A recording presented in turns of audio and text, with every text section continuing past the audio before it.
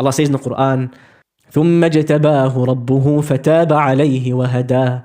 Then his Rabb selected him and showed him the way. Rabb is not the one that tortures, but the one that shows you when you are lost, that guides you, that directs you, that makes everything make sense for you.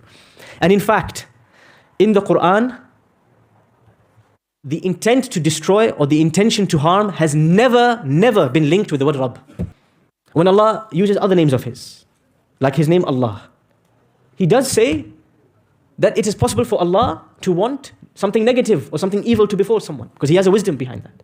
As Allah says, in arada an yuhlika al-masih. He uses His name Allah, then He says, Allah, if He wanted to destroy the Masih, the Messiah.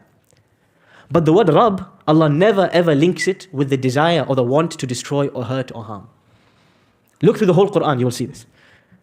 When Allah talks about the word Rabb, He says, Rahmatam min Rabbik.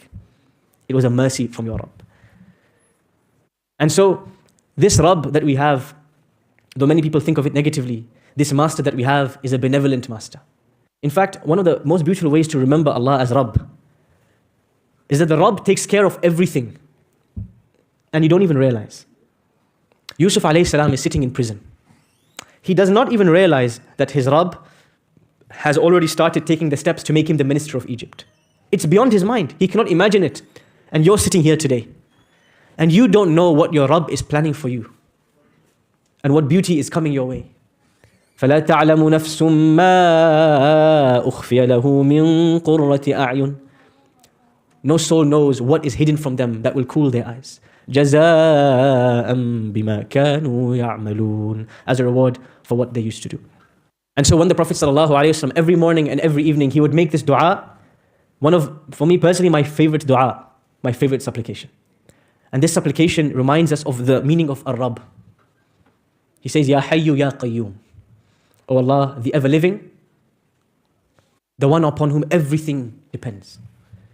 بِرَحْمَتِكَ أَسْتَغِيث. I seek help and refuge in your mercy.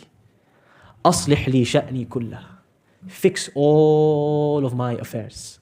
وَلَا تَكِلْنِي إِلَى نَفْسِي طَرْفَةَ عَيْنٍ. And don't leave me to myself. Don't let me look after myself for the blink of an eye. Every morning and every evening he would say these words. Because truly this is what it means to be a Rabb. If you are a Murabbi and you have a child, you don't want to let your child worry about anything for the blink of an eye. Your child comes, cries to you, they're hungry. You want to give them food straight away, anything. Your child comes, they want the latest toy, you want to give them the latest toy because you don't want them to feel upset even for the blink of an eye. Sometimes you watch your child going through difficulty. You watch them climb up and you know they're going to fall, but you know they need to fall so that they learn next time not to climb up again.